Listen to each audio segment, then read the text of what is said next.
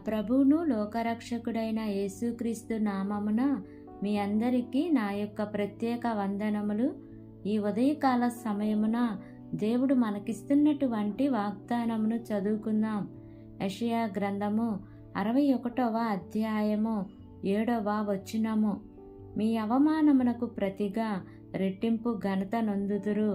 ఆమేన్. దేవునికే మహిమ కలుగును గాక.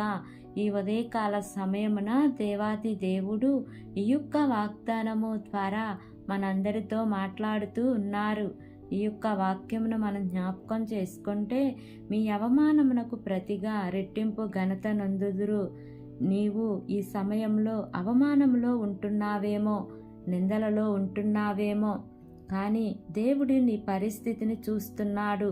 నీవు ఒకవేళ ఈ విధంగా అనుకుంటూ ఉన్నావేమో, నేను న్యాయమే చేశాను, నేను ఎవరిని మోసం చేయలేదు, కానీ నా మీద నింద వేశారు, అందరి ముందు నన్ను అవమానం చేశారు, హేళన చేశారని నీవు బాధపడి కృంగిపోతూ ఉన్నావేమో.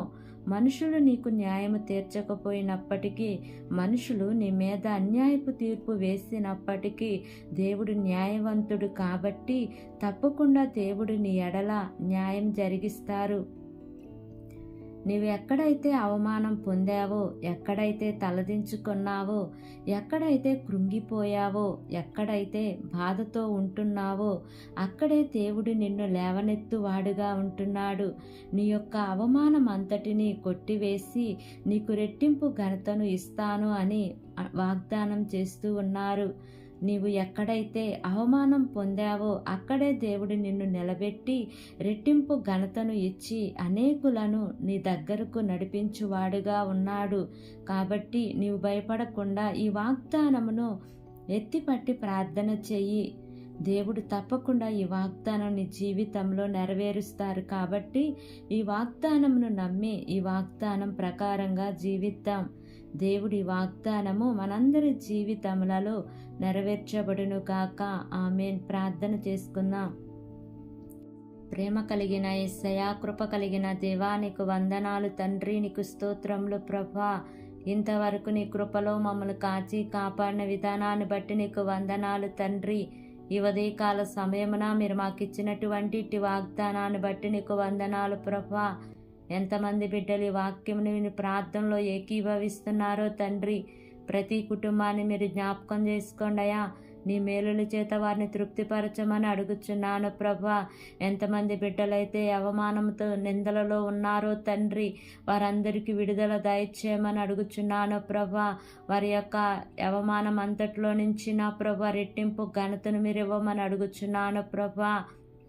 ప్రతి ఒక్క బిడ్డను మీరు జ్ఞాపకం చేసుకోమని అడుగుచున్నాను తండ్రి, నీకు స్తోత్రములు ప్రభా. మా దేశమును, దేశ ప్రజలను జ్ఞాపకం చేసుకోండియా. దేశమును పరిపాలిస్తున్న ప్రతి అధికారుల కుటుంబాలను జ్ఞాపకం చేసుకోండియా. నీ మేలుల చేత వారిని తృప్తిపరచమని అడుగుచున్నాను ప్రభా. వారు ఏ పని చేసినాను వారి పని అంతట్లో నాయన మీ యొక్క సఫలతను వారికి అనుగ్రహించండి దేవా. ఈ దినము నూతనముగా ప్రారంభిస్తున్న ప్రతి కార్యక్రమంలో యేసయ్యా మీరు ముందుండి నడిపించమని అడుగుచున్నానయ్యా. ఈ దినము ప్రయాణం చేస్తున్న నీ ప్రియ బిడ్డలందరికీ కూడా మీరు తోడుగా ఉండి నడిపించమని, నా యొక్క ప్రార్థన ఆలకించి అంగీకరించమని నజరేయుడైన యేసు అతి పరిశుద్ధ నామమును అడిగి వేడుకొని పొంది ఉన్నాము తండ్రి. Amen, amen, amen. Praise the Lord. God bless you all.